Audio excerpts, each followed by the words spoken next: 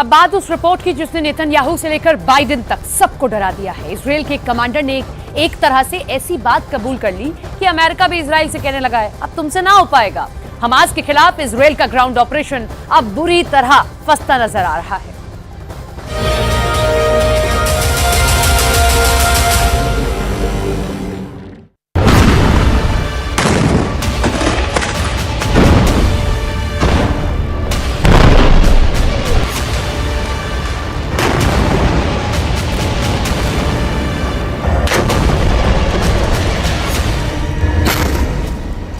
Gaza के अंदर युद्ध इस लेवल पर पहुंच चुका है कि अब जान हमास की जाएगी या फिर इजरायल की सेना की, ये कोई नहीं जानता, लेकिन जान जरूर जाएगी, इसकी गारंटी 100% है।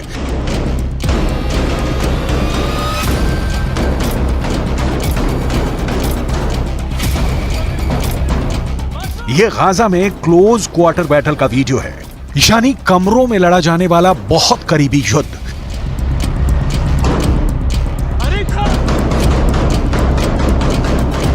इजरायल के कमांडो इस इमारत में एक एक कमरे को खंगाल रहे हैं। ताबड़तोड़ फायरिंग हो रही है। किसकी गोली किसे लगेगी, डर बहुत ज्यादा है। यह गाजा के युद्ध की सबसे खतरनाक पिक्चर है।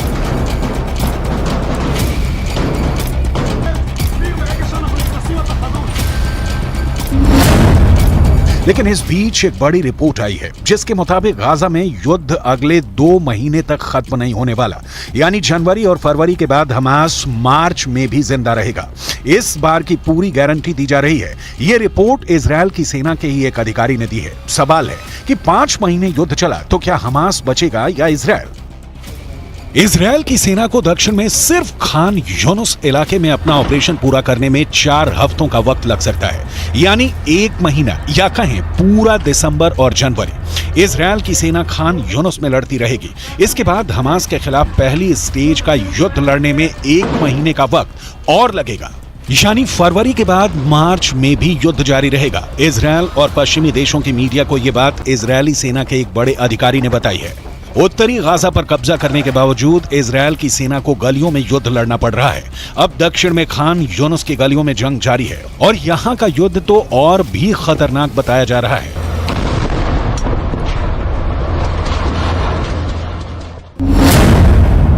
कुल मिलाकर समझिए कि 7 अक्टूबर को शुरू हुआ युद्ध अब भी जारी है। यह युद्ध 7 जनवरी तक भी चलेगा। यह युद्ध 7 फरवरी को भी होता रहेगा और इसके बाद यह युद्ध 7 मार्च को खत्म हो जाएगा। इसकी कोई गारंटी नहीं है, यानी इजरायल और हमास की जंग 5 महीनों से आगे जाएगी। अब इजरायल की सेना के अधिकारी ये बात बता रहे हैं। इजरायल को इसी बात का डर है कि अगर मार्च तक हमास जिंदा रहा तो उसकी बहुत आधुनिक मानी जाने वाली सेना की इज्जत मिट्टी में मिल जाएगी। पहले ही 2 महीनों के अंदर इजरायल और हमास के युद्ध में बहुत ही खतरनाक टक्कर देखने को मिली है। हमास के एंटी टैंक दस्तों ने इजरायल की सेना की नींद उड़ा दी है, इसमें कोई शक नहीं। बंधकों को छुड़ाने वाले सीज फायर के बाद इजरायल हमास पर 10 गुना तेज हमला करेगा, ये सब जानते थे।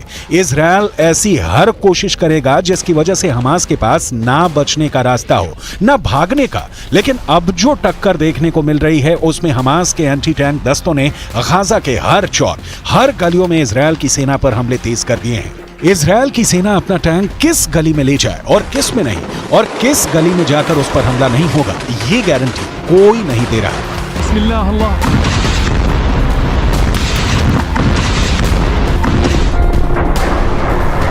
हमास की एक बॉडी कैमरा फुटेज इजरायल को मिली है और इसमें हमास के एंटी टैंक दस्तों को बिल्डिंग में छिपे हुए देखा जा सकता है। जिस जगह पर यह दस्ता छुपकर इजरायल पर हमले की फिराक में था, वहीं पर इजरायल ने हवाई हमला कर डाला। जाहिर है ऐसे धमाके में कोई जिंदा नहीं बचा होगा। वैसे गाजा की गलियों में युद्ध के दौरान हमास ने भी बड़े बड़े दावे किए हैं। हमास का दावा है कि उसने इजरायल के 180 टैंक और बख्तरबंद गाड़ियों को हमले में फोड़ दिया है। गाजा से लगातार ऐसी तस्वीरें आई हैं जिसमें इजरायली टैंक पर घात लगाकर हमले किए गए। इजरायल ने खुद माना है कि अब तक ग्राउंड ऑपरेशन में उसके 70 से ज्यादा सैनिक मारे जा चुके हैं। 250 से ज्यादा सैनिक जख्मी हुए हैं।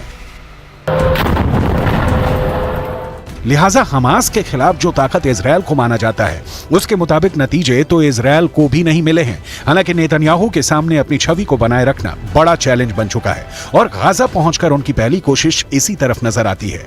अब जैसा युद्ध चल रहा है उसे देखकर लगता है कि इजरायल को बाकी बंधकों को लेकर ज्यादा फिक्र नहीं है। ऐसे में आगे की लड़ाई और भी खतरनाक होगी। अब इजरायल के ऊपर बंधकों वाला प्रेशर भी पहले के मुकाबले काफी कम देखा जा रहा है। इसलिए इजरायल का पूरा फोकस अब हमास को खत्म करने पर है। 2 महीनों के युद्ध के बाद इजरायल की सेना ने जो टारगेट तय किए उसमें से कितने पूरे हुए, इस पर नेतन्याहू की पैनी नजर है। 2 महीने के युद्ध के बाद इजरायल को क्या हासिल हुआ? गाजा पूरी तरह तबाह हो चुका है। 18,000 लोग इजरायल की बमबारी में मर चुके हैं, लेकिन इजरायल पर रॉकेट अब भी दागे जा रहे हैं। गाजा पर हमास का कंट्रोल बाकी है। हिजबुल्लाह के साथ इजरायल का उत्तरी बॉर्डर यानी लेबनान का फ्रंट अब भी एक्टिव है। अमेरिका इजरायल की मदद कर रहा है, लेकिन सीधा इस युद्ध में शामिल नहीं होना चाहता क्योंकि वो यूक्रेन में भी एक्टिव है। ईरान के समर्थन वाले मिलिशिया इस वक्त इजरायल और अमेरिका दोनों पर हमले कर रहे हैं और इन सबके बीच हमास अब भी जिंदा है, यानी जिसे इजरायल पूरी तरह से खत्म करना चाहता है वो अब भी इजरायल से लड़ रहा है।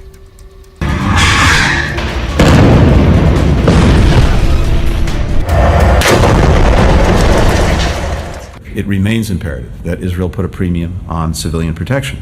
And there does remain a gap between exactly what I said when I was there, the intent to protect civilians, and the actual results that we're seeing on the ground.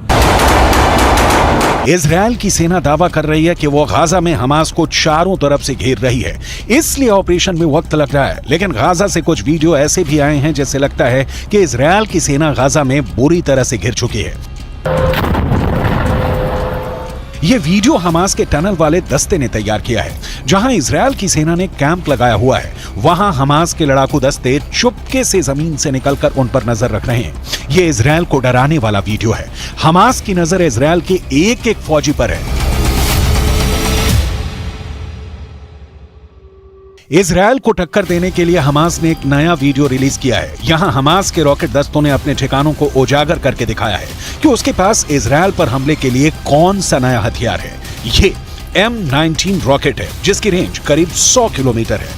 Hamas ने कहा है कि वो इस rocket से अब Israel की राजधानी तेल अवीव पर हमला करेगा। ये रॉकेट और इसको दागने वाला मल्टी लॉन्चर ये गाजा का ही कोई हिस्सा है। सवाल है कि क्या ये जगह अब तक इजरायल और अमेरिका की सैटेलाइट की नजर में नहीं आई, ना ही इजरायल और अमेरिका के ड्रोन इसे देख पाए। मुमकिन है ये पुराना वीडियो है और अब हमास ने इसे जारी करके सिर्फ इजरायल में डर पैदा करने की कोशिश की है।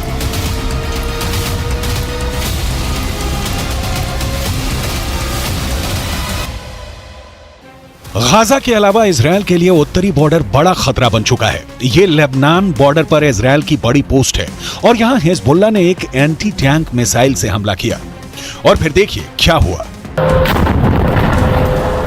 पहले धमाका, फिर पोस्ट का बड़ा हिस्सा ढह जाता है और आग लग जाती है। हिजबुल्लाह की तरफ से ऐसे खतरनाक हमले इजरायल की सेना लगातार झेल रही है। जब इसके बारे में नेतन्याहू से पूछा गया तो उनका जवाब भी गौर करने वाला है। सैनिकों के बीच इस तरह के सवालों का जवाब कैसे देना है, नेतन्याहू बहुत अच्छी तरह से जानते हैं। כי אם חיזבאללה יבחר לפתוח במלחמה כוללת, אז הוא במו ידיו יהפוך את ביירות ואת דרום לבנון, לא רחוק מכאן, לעזה ולח'אן יונס। हिजबुल्लाह हो, हूथी हो या फिर हमास, इजरायल के लिए खतरा साफ है और बहुत बड़ा है। हमास अगर मार्च तक जिंदा रहा तो यह युद्ध पलट सकता है।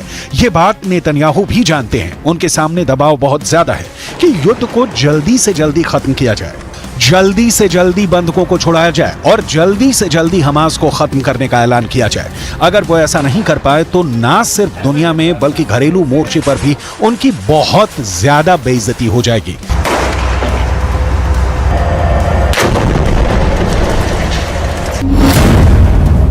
इसलिए इजरायल और नेतन्याहू के सामने सबसे बड़ा डर है कि अब मार्च तक हमास जिंदा रहेगा। यह बात इजरायल की सेना अपनी रिपोर्ट में कह रही है। हमास का गुनाह ही इतना बड़ा है कि इजरायल ने उसे पूरी तरह से खत्म करने की कसम खाई है। यही वजह है कि 7 अक्टूबर के बाद से गाजा में जिसने हाथ डाला है उसने अपना हाथ जलाया है। गाजा जलता हुआ कुआं बन चुका है, जो गिरेगा खत्म हो जाएगा, क्योंकि इजरायल को जिसने भी अब तक रोकने की कोशिश की उसको नेतन्याहू ने सिर्फ एक जवाब दिया, जब तक हमास खत्म नहीं हो जाता तब तक युद्ध जारी रहेगा।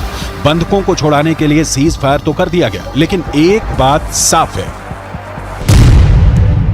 कि अब तक इजरायल के सामने सब फेल हो चुके हैं। इजरायल के आगे ईरान फेल हो चुका है, इजरायल के आगे हमास से लेकर हिजबुल्ला और यमन के हूथी भी नाकाम रहे हैं। इजरायल के सामने सऊदी अरब और बाकी अरब देशों की जुबान पर ताला लगा है।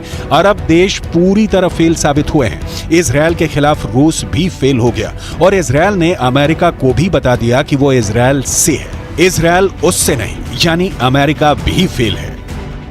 नेतन्याहू अब कोई बात बर्दाश्त नहीं करेंगे। वो बैकफुट पर नहीं, फ्रंट फुट पर तबाही मचाएंगे। उन्होंने अमेरिका को भी इस बात का एहसास दिला दिया है।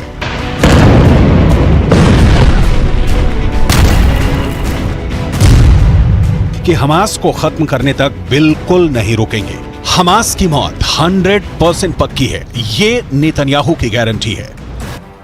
उत्तरी गाजा के अस्पताल इजरायली बमबारी के सबूत बने तो दक्षिण में खान यूनिस के रिहायशी इलाके इस बमबारी के सबूत बन रहे हैं। यहां बम गिरा तो 10 लोग फौरन मारे गए, कई घायल हो गए।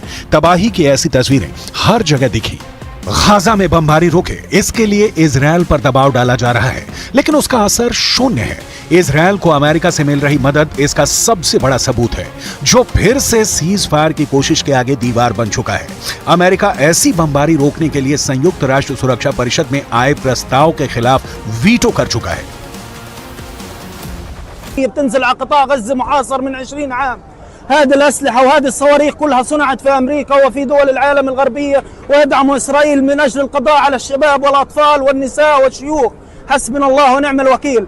أمريكا لما اتخذت عدم وقف إطلاق النار في الأمم المتحدة وفي كل مكان يدعو لوقف إطلاق النار، أمريكا هي التي توقف هذا، تحط حق الفيتو ضد هذا الشعب الذي يموت 24 ساعة قصف ليل ونهار لا يتوقف بالأسلحة الأمريكية। हमास को खत्म करने के लिए अमेरिका ने इजरायल को 15,000 बंकर बस्टर बम भेजे हैं। गाजा पर बमबारी के लिए अमेरिका ने इजरायल को 57,000 तोप के गोले सप्लाई किए हैं। एक तरह से बाइडन मौत बांट रहे हैं। ये इल्जाम अमेरिका पर बार बार लग रहा है।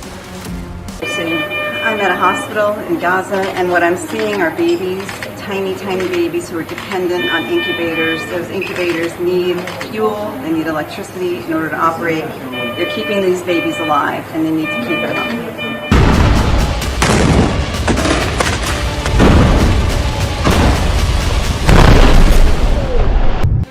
अमेरिका एक तरफ कह रहा है कि युद्ध जल्दी खत्म हो, दूसरी तरफ वो ये भी नहीं चाहता कि सीज फायर हो। अमेरिका इजरायल को लगातार बम भेज रहा है और इजरायल गाजा पर लगातार बमबारी भी कर रहा है, लेकिन 2 महीनों के बाद भी ये युद्ध जारी है और हमास जिंदा है। सवाल है कि क्या हमास के पास इतनी बड़ी ताकत है और क्या इजरायल इतना कमजोर है कि वो मार्च तक हमास को खत्म नहीं कर पाएगा?